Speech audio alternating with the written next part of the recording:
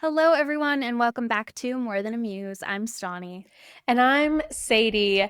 Thanks for being here today. It is the last Monday of June, which also means, I guess, the last Monday of Pride Month. So, Yes. again, happy Pride. Happy to be here. And thanks for joining us today. I don't know if we need to really talk about anything to start off the episode. Is there anything going on in like pop culture? Anything you wanted to touch on, or are we just diving into our topic? It's been slow news lately. I feel like Yeah. everyone's on summer break. So, True. Or just watching Love Island, which I don't know yeah, if you watch it, but I am locked I in. don't, but I've heard a ton about it Yep. this time because I Yep. feel like everyone's talking about it. So I feel caught up. But That's fair. yeah, Well, I other than don't, that, that is the only thing I am dialed yeah, into culturally, I and like there's there's not a enough whole people lot talking else. about that. I don't need to add my voice into that. I will say though, I want to shout out our Substack. We have Mm-hmm. the Modern Musings that's coming out every week, and then we have more Muse news, which should be coming out this week. That's our Once a monthly month. newsletter. So go check that out. And then also just don't forget to follow us on Instagram, subscribe, comment, review, all of the things. If you True. listen consistently or even inconsistently and enjoy this, we would love your support. So We would appreciate everyone who has left a review or has clicked the 5 stars. And if you don't want to click 5 stars, don't press it. Just message us your feedback yeah, if it's just let us kind. know. And if it's that we talk like Valley Girls, then we have an episode for you. That's so true. I think we talk like Yeah. very smart women as we are. Thank you. Mm, Try our best. we do. Well, Stoney, would you like to introduce our topic today? Yes. We are talking about cross dressing. And Mm-hmm. there is a million different directions this episode could have gone. Because if you've ever looked up history of cross dressing on Wikipedia, there are so many articles. There are sub-article upon sub-article. There is one for cross-dressing and one for history of cross-dressing. It goes on forever. It is very extensive, and the history of it is extensive as well. There's Yeah, just so much. So we are talking about it in mainly the arts a little of bit, course. and yeah, obviously how it fits into that, and then just general background of it. And the reason this came up is you might remember our episode on Julie D. I'm gonna say her last name wrong because I looked it up before that episode and I haven't said it in a while. Let's just spell it. Julie D apostrophe Aubigny. She was Daubigny. something I'm just like kidding. that. She was a 17th century French swordswoman who dressed as a man and lived this really adventurous life and fell in love with a nun and burned down a monastery. Like, Mm-hmm. she had quite the life, and highly recommend listening to that episode if you haven't. But when that episode came up last year, we started talking about like how many instances there are in history of like women pretending to be men. Even William Shakespeare's plays, how often that comes up, which is also ironic because at that time period, most of the theater characters were played by men Played by men. dressing as Yeah. women. So the whole thing is just like really interesting, and it ends up being even more interesting when we dove into it deeper. Totally. Yeah. I like researching history of these kind of topics because I think it's easy for certain people to clutch their pearls and be like, "Oh, this is a new thing and I can't believe this new generation is doing this horrible thing." And it's Mm-hmm. just fun to learn about history and be like, "No, this isn't a new thing that's happening in society. This is historically all Yes. over and all over the world." It's recently I watched The 7 Year Itch, the Marilyn Monroe movie. Have you ever? I don't know Yes. if I've seen that one. It's a fun one. But watching it, it's fun watching old movies because again, like I think some people put like the 1950s as this like Puritan, like idealistic, just so pure time in American culture, but like the movie is making like sex joke after sex joke, and it's like normal for the men to be cheating on their wives, and that's like the point of the movie. And I don't know, not to equate those two things, but it's almost just it's fun to see that like we're just people and we've all been the Yeah. same. You know, it's not like we're getting worse and these agendas are coming in to take over our lives. No, Nope. we've always been here. This has always been happening. There's no crazy conspiracy. It's Yeah. just we're people. We've always been people. It's just human That's the end of history. it. It's human Yeah. history. Yeah. That And really is what it there's is. not a lot new, I think. I agree. Anyways. So a little bit of background. Obviously, like one of the oldest forms of cross-dressing that's brought up quite often is male performers putting on female costumes prior to theater performance. It was super common in Shakespearean times and earlier. And they would have like masks that they would represent a female character and then have like female clothing, such as high boots and different articles of clothing in order to try to signify, oh, I'm playing the female character, and then switch Yes. over, oh, I'm the male character now, which is funny.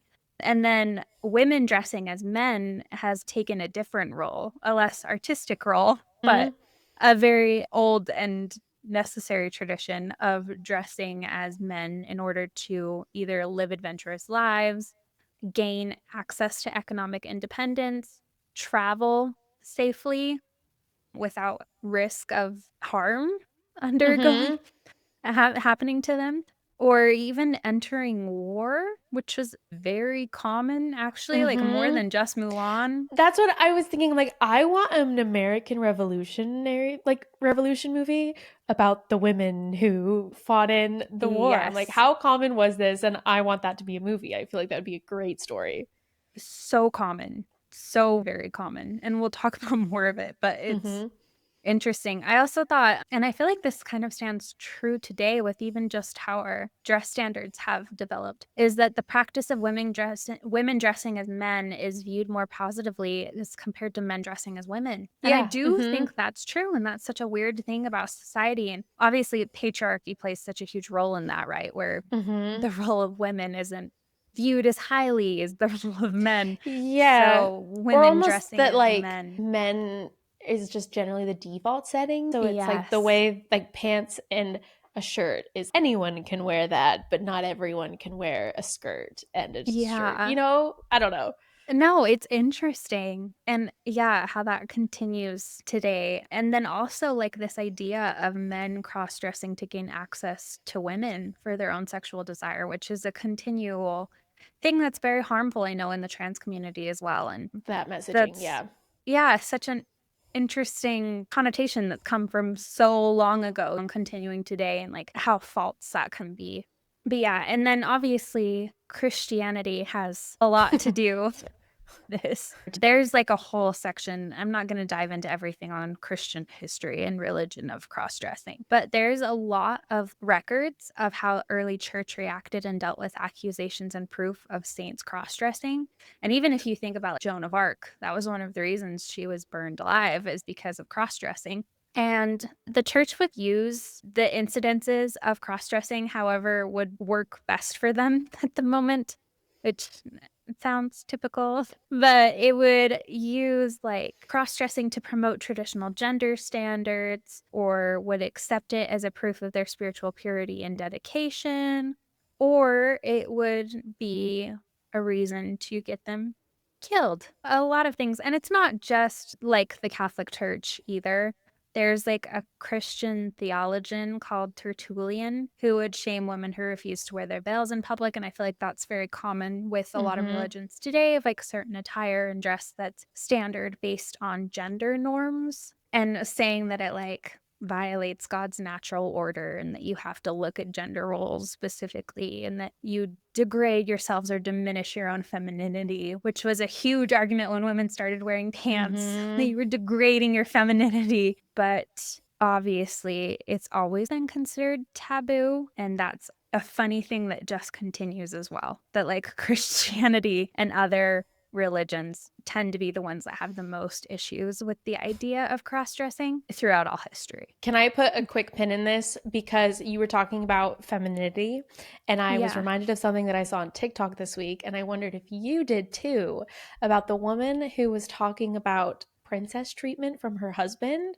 Yes, I wrote it down because I listened to someone talking about how princess treatment is a pipeline to like the alt-right Yeah, and like trad wives and stuff like that. And I was like, ooh, definitely. future episode. Future episode, to sum it up really quickly, is it was a Mhm. woman who was talking about how she has princess energy, or what's the word, princess, I keep wanting to say princess, but that's not I think right. it's like Princess divine treatment. feminine energy Yeah, or something like that. where basically she talks about that if her and her husband go out to dinner, she will not speak to the wait staff. If it's his job to lead and give the reservation, she won't speak to the server. It's his job to do that, to speak for her. And also how she won't laugh too loudly. She won't do this because she's a princess and it's elegant and it's all of these things. And it just comes to the point of there's a danger in saying that feminism is the ability for women to choose whatever they want, because I'm seeing people in the comments being like, they say they're feminist, but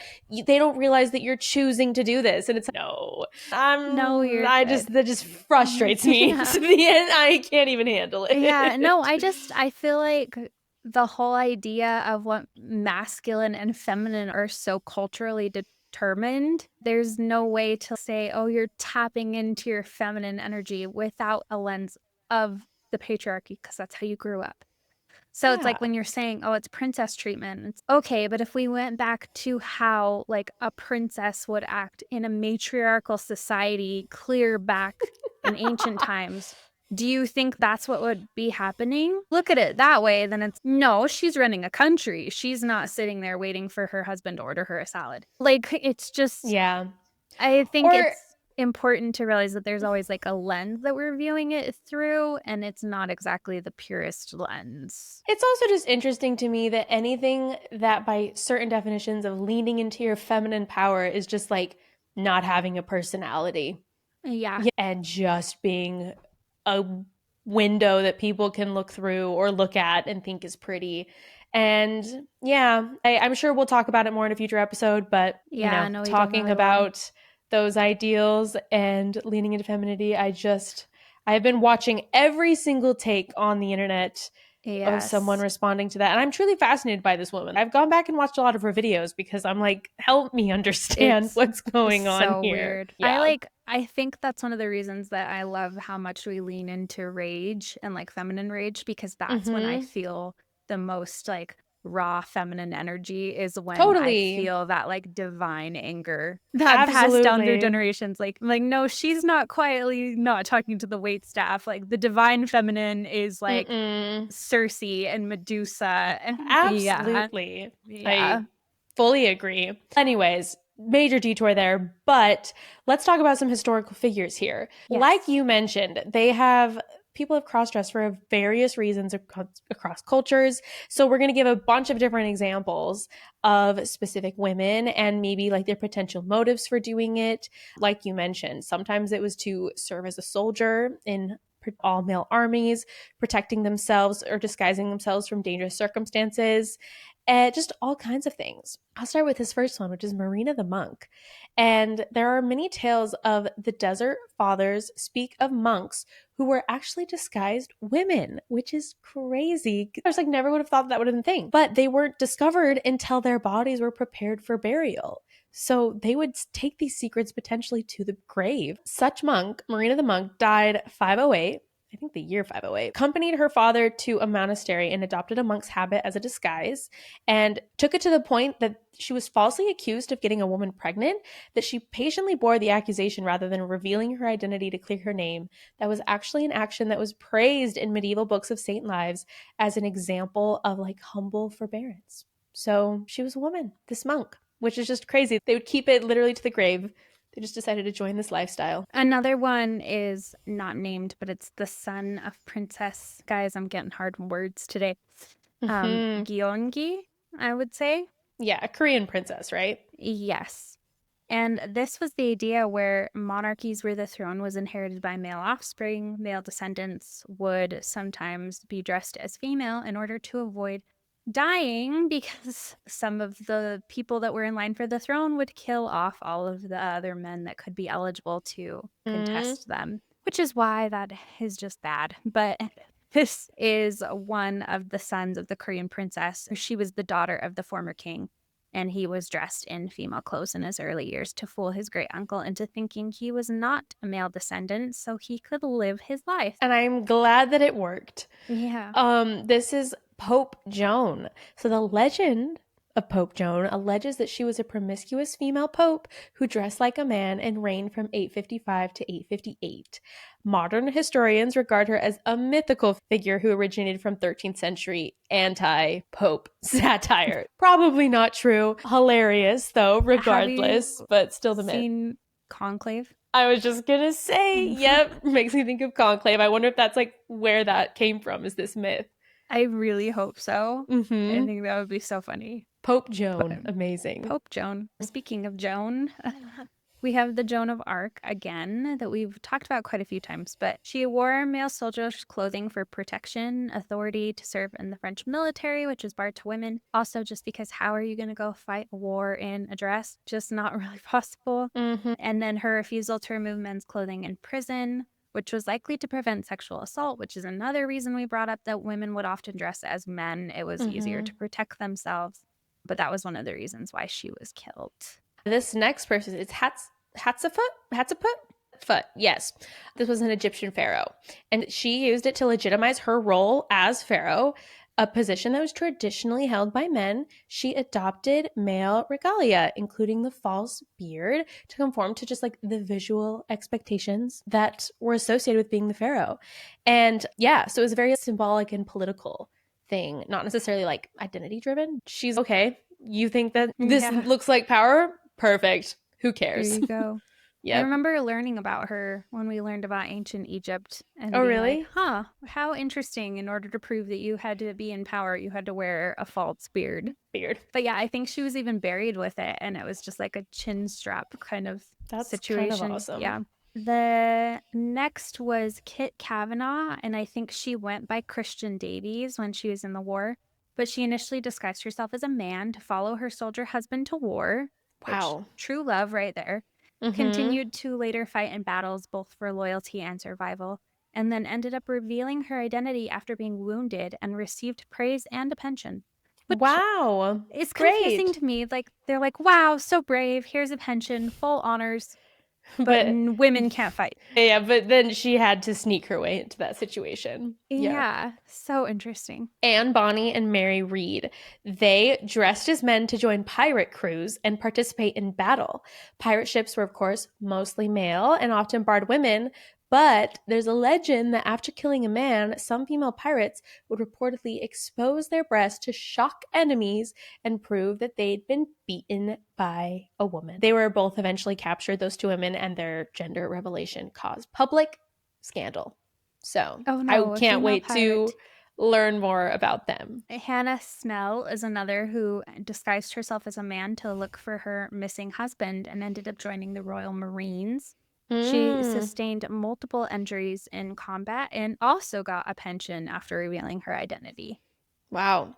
Deborah Sampson Gannett, whose alias was Robert Shirtleff, joined the Continental Army during the American Revolution for patriotism, financial independence, and just adventure, and was actually able to maintain her disguise for over a year and was only discovered after illness that she caught. This one is unique, definitely identity driven for sure.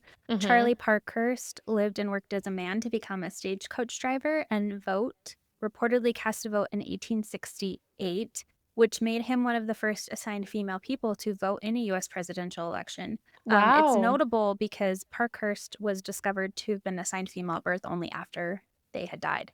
So lived their life as a man completely and was able to vote. That's crazy. Sarah Emma Edmonds fled an abusive home and enlisted in the Union Army as Franklin Thompson, partly to survive, of course, partly for adventure, and later reportedly did spy work. And she actually published a memoir and was granted a military pension. So I'm sure that is an incredible story. Now, like, all these women, you're not allowed to fight, but however, if you do fight, I'll give you a pension. Yeah, you get away with it. We love that. Isabel Eberhardt traveled to North Africa dressed as a man for freedom of movement, spiritual exploration, and safety. Converted to Islam, took the name Si Mahmoud Isadu, and immersed herself in Sufi culture. Wow. So, yeah, Mm-hmm. for safety and exploration. Frances L. Clayton dressed as a man to fight alongside her husband in the Civil War under the name of Jack Williams. Reportedly fought in over a dozen battles, although maybe her stories are exaggerated, so we don't really know That's okay. exactly. I'm going to believe it. More than a I am dozen. too. Go, girl. You are the reason why we won. And Dorothy Lawrence was an English journalist who disguised herself as a man to report from the front lines of World War One, which women were barred from doing. We talked about that in First to the Front as well at Dickie Mm-hmm. Chappelle, how it was not allowed for women to be at the front lines of war. And she, however, did not have a glorious discovery. She was Mm-hmm. discovered, detained, and institutionalized because of what she had done. Rani Lakshmi Bai, or Rani Lakshmi Bai, didn't like permanently cross dress, but donned male military attire in battle during the Indian Rebellion of 1857 to lead troops. And yeah, was a symbol of resistance and courage, and is actually remembered as a martyr and national hero. So this one was probably more practicality driven of like, I'm Yeah. not fighting in a dress, like we talked about with Joan of Arc. So fair. Nora Vincer went undercover as a man named Ned for a book project called Self Made Man to study male social life and masculinity, which is very Wow. fascinating. Spent 18 months living as a man, reported on gender dynamics, but later suffered psychological consequences from the experience. Would be very Oh, interested to know what. more details on that. Yeah. Yeah, Yeah, that's crazy. Rina Kanakogi entered a 1959 men's judo tournament disguised as a man to compete since women weren't allowed, won the match, but was stripped of her medal after her identity was revealed. And she later advocated for women's judo in the Olympics. that's messed up. I know. I think it's She funny though. beat a man, and they're like, tough luck. Tough luck. Yes. Man, that's crazy. Yeah, so those are some notable figures. And now we also want to cover. Okay, you guys, this is so far reaching, like a part of our history. Because in mythology, it's in so many different things. It's in fairy tales, it's in literature. So we're just going to go through like a bunch of different examples of like Totally. how All often around this the is world, shown. this is showing up. It's Yes. everywhere. In Greek mythology, Hercules was actually given away as a slave. And in the story, he was compelled to do women's work and dress as a woman. And that's Mm. Hercules, like one of the most revered heroes of Greek mythology. And Greek mythology is weird. It's very much so still a part of our culture. In Achilles on Skyros, Achilles was dressed in woman's clothing by his mother to hide him from Odysseus, who wanted him to join the Trojan War. So men Mm-hmm. dressing as women to escape war, while some women Mm-hmm. are dressing as men to join the battle lines. Yeah. Athena also goes to the aid of people in the guise of men in the Odyssey. Tiresias was turned into a woman after angering the goddess Hera by killing a female snake that was coupling. And in the cult of Aphrodite, worshippers cross-dressed, or men wore women's clothing and women donned men's attire with false beards as a ritual act to honor the deity's androgynous nature. So Aphrodite is a fusion of Aphrodite and Hermes, and it embodied both male and female traits. And the cross-dressing symbolized the divine union of gender, which I thought was so cool that they had an explanation for this clear back in Mm-hmm. like Greek mythology. And Totally. by temporarily reversing their gender roles, participants would mirror the god's dual essence and enter a sacred space beyond conventional norms. So it wasn't about personal identity, but about spiritual transformation and a connection to a fluid divine source that had no clear gender. Mm-hmm. So, from some examples from Norse mythology. So, Thor dressed as Freya to get her back in Primskovia. Odin dressed as a female healer as part of his efforts to seduce Reindr. Hagbard in the legend of Hagbard and Signy, which is like the Romeo and Juliet of Vikings. Hervor from the Hervar saga. So when Hervor learned that her father had been the infamous Swedish Berserker Angantyr, she dressed as a man, called herself Hujvard, and lived for a long time as a Viking. It's like hard to Man, say all of these like I Norse words. I'm like focusing so hard on this. in Hindu mythology, there is a period, an exile period of 1 year imposed upon the Pandavas. They Mhm. had to keep their identity secret to avoid detection. And so they would cross-dress. Arjuna cross-dressed as Brihanala and became a dance teacher.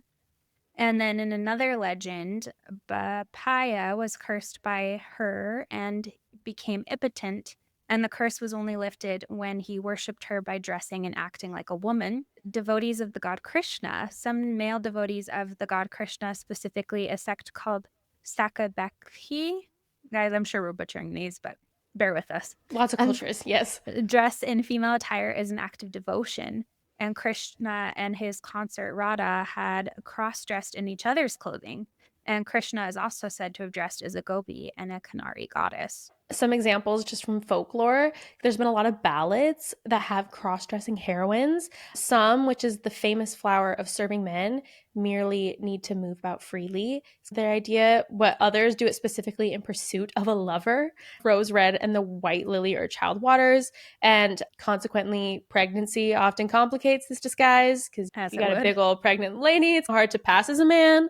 In the Chinese poem, The Ballad of Mulan, how Mulan disguised herself as a man to take her elderly father's place in the army. We're obviously all very familiar with that movie, if you know anything about Disney. Occasionally, men in ballads also disguise themselves as women, but not only is it rare, but it's like just for a short period of time to just be like hide themselves as an enemy in a disguise, where like the Duke, as in Brown Robin, the Duke of Athol's nurse, or Robin Hood and the Bishop, where they disguise themselves as women Yes, too in I the Disney was movie. reminded, of the Disney movie when I thought of Robin Hood, and I was like, oh my gosh, yes. You'll be Yeah. surprised if you start looking for it how much cross-dressing is in Disney Yeah. movies. It's interesting too how many times I'm sure there's like something to be said about it being used as like a comedic kind of like gag. And I'm sure there's makes it, I don't really know what my point is there. Yeah. Just something I just thought of. Okay, Mhm. when is it like taken seriously versus just, haha, that's so funny. But point is, it's not a new thing. No, it's No. not, it's always been around. Because even in Mulan, I was reminded that in the ending part, the soldiers all end up joining her in dressing as women in order to Yeah. infiltrate the palace again. Mm-hmm. So they all get the chance to, They subvert like the roles there where she dressed up as a yeah. man and now they're doing it to Mhm. accomplish it.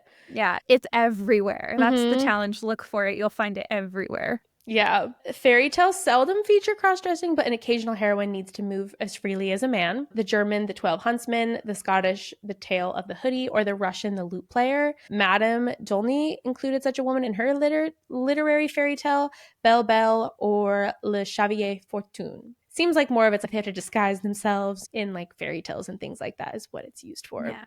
This was really interesting. There is a whole festival in Ghana where men dress as women and vice versa during Hmm. this annual Apu festival in April and May. And societal norms are temporarily overturned to create space for free speech, humor, and criticism of authority without fear of punishment. Mm-hmm. Cross dressing plays a key role in this temporary reversal of social order by allowing individuals to mask their identities, express opinions more boldly, and mock societal roles or leadership through performance and parody. Inverting gender roles is part of a broader symbolic inversion, helping the community cleanse itself of tensions, injustices, and hypocrisy before returning to normal order. I thought that was so That's interesting. super cool. It's interesting that like in some cultures, like going against convention is like something you can do to almost be a spiritual thing of like taking time to do that, where it's obviously in other cultures like ours, where it's no, if you defy social convention, like you should be shunned. Like that's a bad thing that you're doing. So it's interesting how there's different examples of how each society treats like convention differently. That is such a good point. I also think it says something about like how you view like stepping outside of your comfort zone. Wouldn't it Mm-hmm. be a lot less scary if you had do it at least once here? Something that was just Yeah, like so out there that no one ever does, and then you have to do it. I totally. just feel like that would raise like a closer community, especially this where they're like doing it to mock leadership and like parody each other and share criticism for one another. It'd be like, wow, they must have such a healthy dynamic Yeah, for yeah, yeah. community. Well, I also think about the fact of it. Think about if there's like a dad who's unwilling to let his little daughter paint his fingernails. You would say, wow, he must have a very fragile masculinity if it's going to be so Yeah.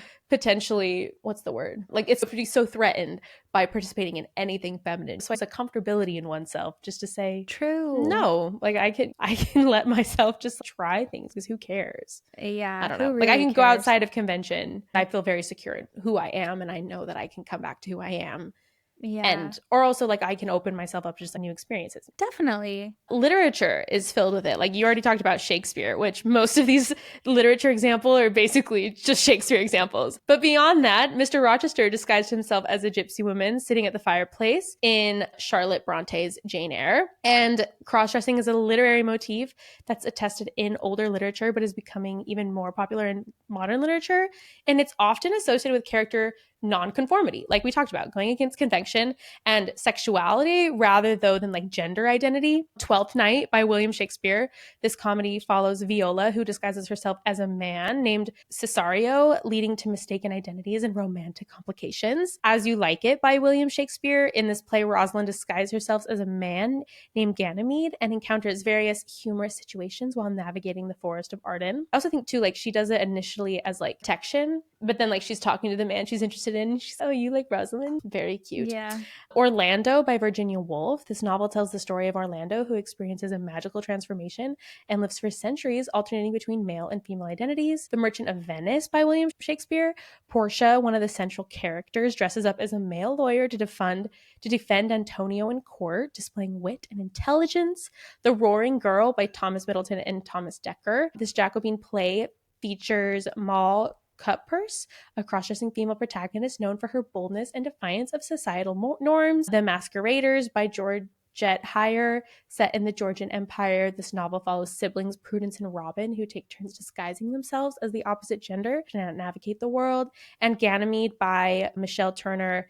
It reimagines the myth of Ganymede, who was the Trojan prince abducted by Zeus, with a gender-bending twist where Ganymede is portrayed as a young girl who disguises herself as a boy. Which is interesting that Ganymede Mm-hmm. was the same name that Shakespeare used in Yeah, As I You Like know. It I'm as like, well. oh, I'm sure that could have all been connected. How Yeah. cool. And of course, this continues on stage and then into movies. You have societies that prohibited women from performing on stage, so men would take boys and men would Mm-hmm. take the female roles. In ancient Greek theater, men played females as they did in English Renaissance theater, and they continued to do so in Japanese kabuki theater, which is a very prominent part of their culture as well. Chinese opera was traditionally all male, which led to the rise of female-led Yu or Shaoxing opera. And cross-dressing in motion pictures started as early as the days of silent films, with Charlie Chaplin and Stan Laurel bringing the tradition of female impersonation in English music halls. You have Chaplin and Laurel occasionally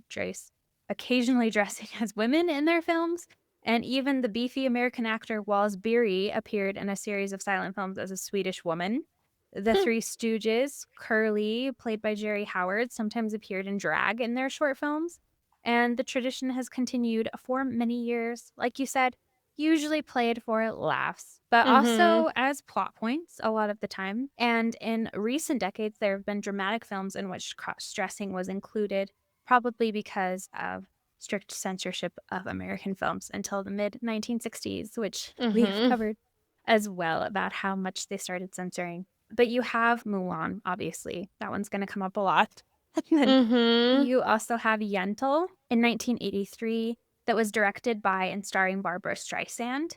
And the film follows Yentl, a young Jewish woman who disguises herself as a man to pursue her passion for studying Talmudic law and when it was forbidden for women. You have She's the Man that was inspired by Shakespeare's Yes. Twelfth Night, starring Mm-hmm. Amanda Bynes, where she's Viola and stars as her twin brother Sebastian. Crossroads, Britney Spears played Lucy, a young woman who disguises herself as a man to go on a road trip with her friends. You have The Dressmaker in 2015, where Kate Winslet portrays Tilly Dunnage, a talented dressmaker who returns to her hometown disguised as a man to seek revenge. Yi Yi in 2000, it was a Taiwanese film directed by Edward Yang, which features a subplot where a young girl named Yang disguises herself as a boy to investigate a school crush. We also have White Chicks, which I don't remember what year that came out, but you have two men disguising themselves as two Yeah. women. Hairspray, I watched just this last weekend and looked it up, and apparently Mrs. Yeah. Turnblad, Edna Turnblad, is famously always played by a man in drag. Yes, and also Some Like It Hot, which is another Marilyn Monroe movie. I've been making my Oh, way through yeah. some age Hollywood movies, and I watched that. I was like, oh yeah, the whole plot point is they actually join an all women band, which is something that we talked about a couple episodes ago. About a really common thing to have all female bands that would tour around the United States. They join though to escape the Chicago mob. So it's a safety thing, but then Oh. romantic things ensue. It's a good time, to be honest. You also have Mrs. Doubtfire, a very Oh famous yeah. one. Yeah, where the whole plot point is him dressing up as a nanny and housekeeper in order to still see his kids in the midst of his Mm-hmm. divorce. And then also there's this thing called cross-gender acting, which isn't where it's where the gender isn't a plot point. So I guess that would be like Hairspray, where the Yeah. gender doesn't really come up. It's not a part of the plot. They just happen to be playing that character. Like, no Mm-hmm. one acknowledges the fact that Edna Turnblad is played by John Yeah. Travolta Yeah. at any point. It just is. So you have Sarah Bernhardt. She played Hamlet. Marlene Dietrich played male characters in films like Morocco. There is Harriet Walter, Henry IV, and Julius Caesar. Glenn Close played the male character Albert Nobbs in the film Albert Nobbs, and Kate Blanchett portrayed Bob Dylan in I'm Not There. And then you also Mm. have Peter Pan, frequently played by a woman on stage. Voice actors, if it's a young teenage boy, is very often played by a woman. And there is actually a very fascinating woman named Stormy de Lavere, I think is how you pronounce it. And it turned into this whole like show where she sang baritone with 11 other men dressed as women during shows. And then they would have the audience members try to guess which one of them was a woman. And no Mm. one would ever assume that it was the woman dressed as a man. And she actually lived most of her life as more of a male figure in society, like a woman but dressed as a man for Mm-hmm. most of her life. But yeah, she's very fascinating. I found a podcast episode on her that she's a really fascinating woman. So many examples like across like countries that we could even go into for just like quick examples, like in Spain and Latin America, Luis Fernandez, aka La Princesa de Bourbon, a well-known Spanish-born crossdresser in the gay scene in Buenos Aires in the early 20th century. There's even people that go back from like 1592. We could go to France, where like as the Hundred Year Wars developed in the late Middle Ages, cross-dressing was just the way of French women to join. Like we already talked about, like there's so many examples. Japan, Thailand, China, like it's just all over. And then, of course, in the US, historically, though, in the United States, it's a little bit complicated as the title of crossdresser has been historically utilized. Like I said, it's an umbrella term for just people who are, like we talked about with the examples of why they're cross-dressing versus like people who are actually like transgender or intersex, like using it as like a gender expression as opposed to all the other different reasons that we described. What's interesting is the term pops up in many arrest records for these identities as they are perceived to be a form of disguise rather than a gender identity.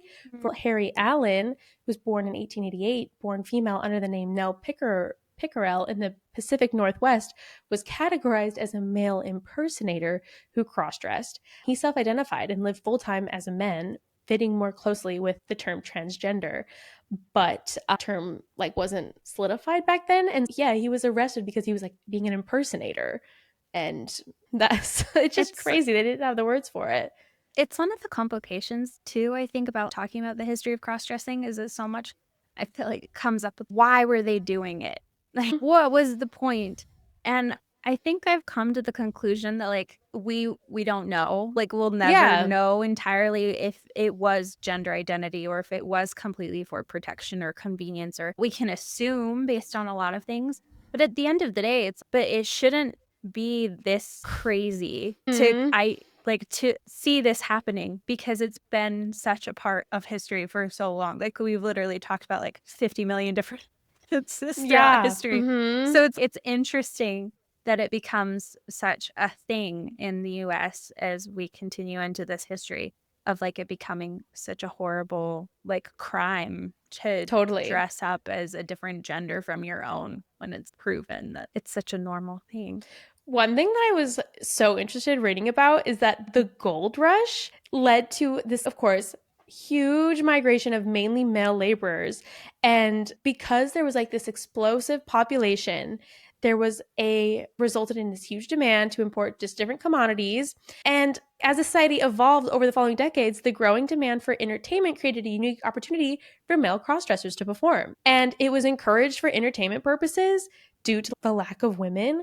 I just find that so interesting that I just wouldn't associate the gold rush with, Yeah. like, it was what an interesting little tidbit of history that I'm like, I wouldn't have thought. There was Julian Eltinge, who's a female impersonator in saloons in Montana as a kid and eventually made it to the Broadway stage. Yeah, it just was super interested. They were celebrated by laborers who were starved for entertainment. But of course, there's a double edged sword. His career was put at risk when he was exposed for exhibiting homosexual desires and behaviors. So if we can laugh at it and we can point at it, it's okay. But if, you're Yeah. actually going to step outside of norms, then we're going to throw a fit. Oh man, another instance I think common would you'd have women dressing as men to secure laborers' wages in early Mm-hmm. days to provide for their families, which makes sense. A cross-dressing woman would be arrested and they would say, I did it for financial incentives. And Mm-hmm. even though it was considered immoral and could lead to legal consequences, they would continue to do it because they were also worried that they might become victims of physical harm while traveling alone. Which, can you blame them? I don't even want to look like a woman when I'm out No, in it. yeah, Like the totally. most androgynous I can look, the better it would be. Totally. What's interesting, so San Francisco, California was one of over 150 cities to have criminalized cross-dressing by framing the act as a form of immoral sexual perversion. The law was enforced by arrest who's a gold rush pioneer, Marie Susie. So again, like the gold rush. It's interesting that plays such a history in this. Yeah. But she was arrested for wearing pants in San Francisco in 1871. In another case, Dr. Helma von Danville was arrested in 1925, she later negotiated with the city to obtain a permit to dress in masculine clothing. Getting a permit to wear pants. It's crazy. But yeah, there's been a lot of laws, like the ban in the United States military dates all the way back to 1961. And you see a lot more of that, I think, in the 60s, that these laws Yeah. pop up more.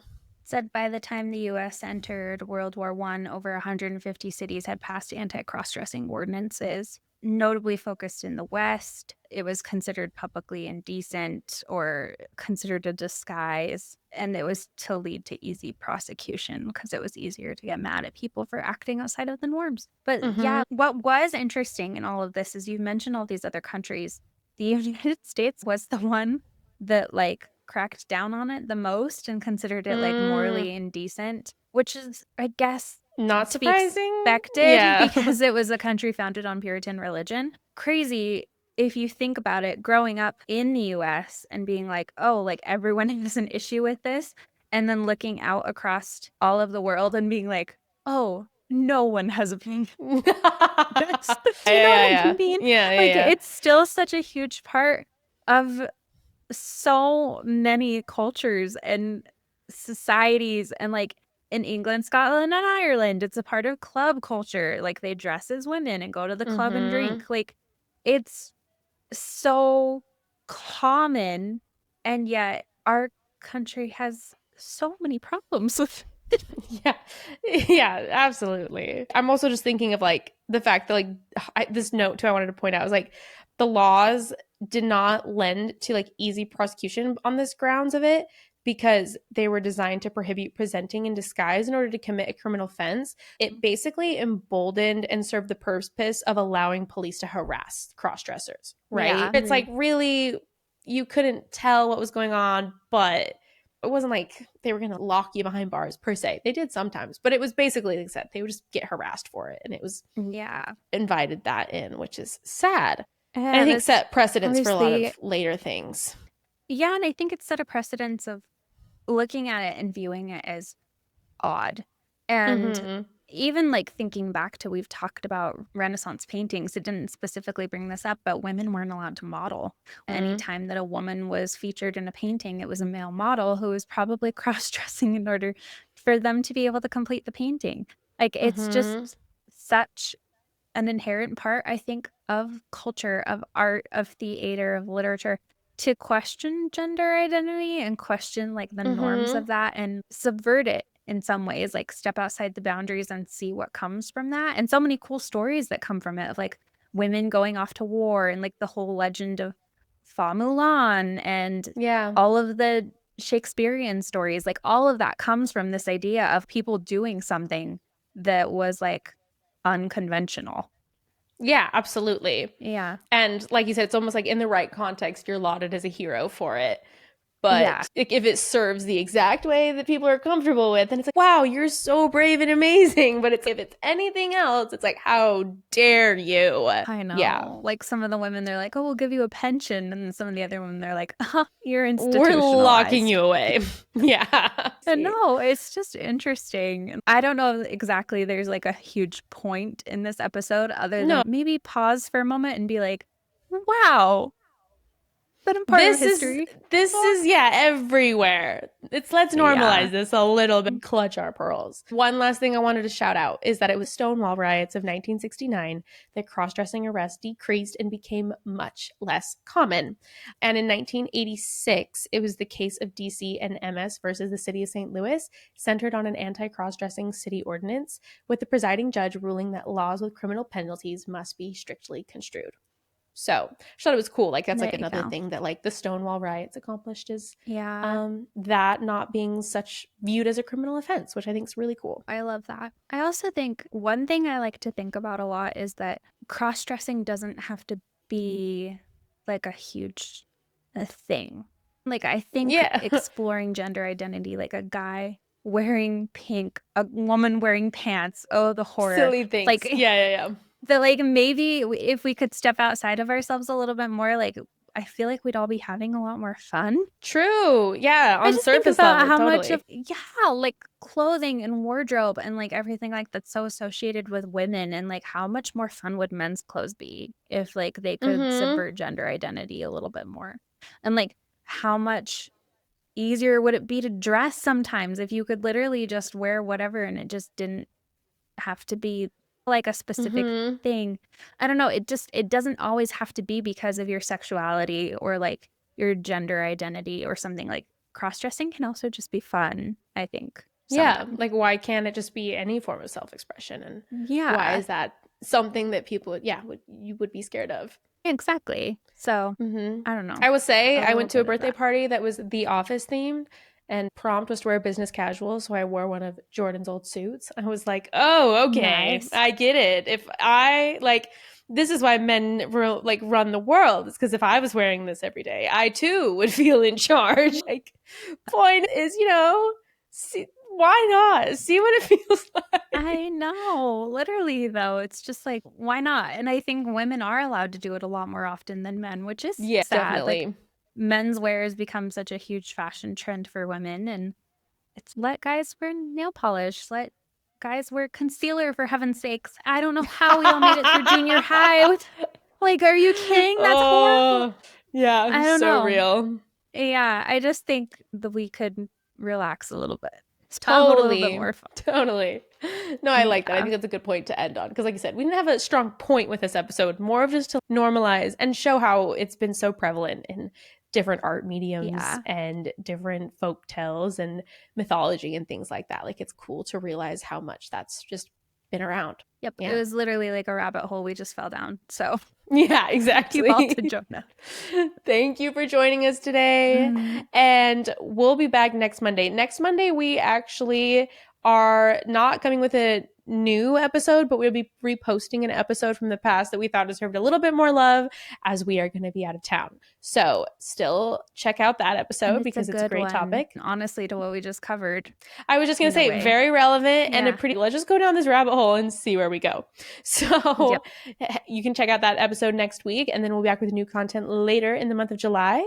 And I think that's it. Go make I some think art that's this it. week. Go make art, go have some fun, and don't forget you're more than a muse. Yes, you are. Bye. Yep. Bye. Ah.